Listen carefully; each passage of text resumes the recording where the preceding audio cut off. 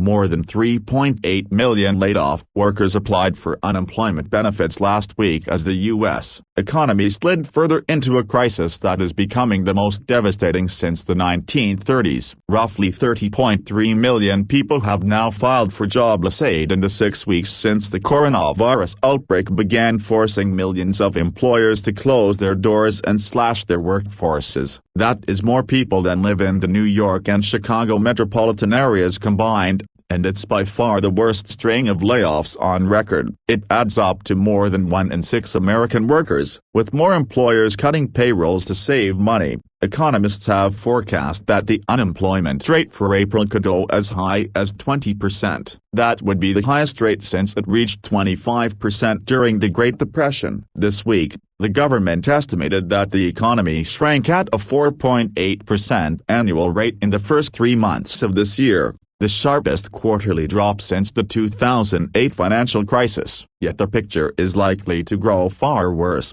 The economy is expected to contract in the April to June quarter by as much as 40% at an annual rate. No previous quarter has been anywhere near as weak since the government began keeping such records after World War II. As businesses across the country have shut down and laid off tens of millions of workers, the economy has sunk into a near paralysis in just a few weeks. Factories, hotels, restaurants, department stores, movie theaters and many small businesses are shuttered. Home sales are falling. Households are slashing spending. Consumer confidence is sinking, with some signs that the viral outbreak may have plateaued at least in certain areas of the country. A few governors have taken tentative steps to begin reopening their economies, but surveys show that a large majority of Americans remain wary of returning to shopping, traveling and other normal economic activity. That suggests that many industries will struggle with diminished revenue for weeks or months to come and might be unable to rehire laid-off workers.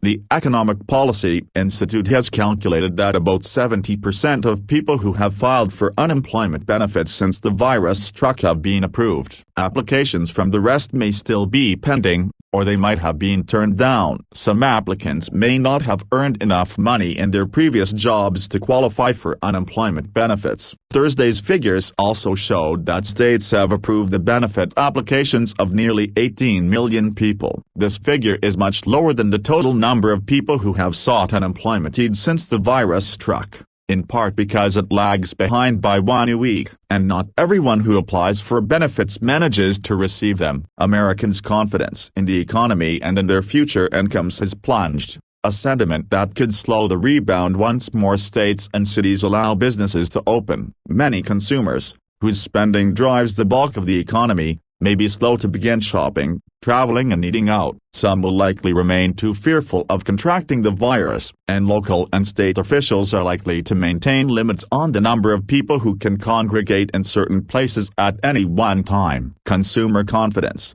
as measured by the Conference Board, has plummeted to a 6-year low, and its measure of how Americans regard the current economy fell by a record amount.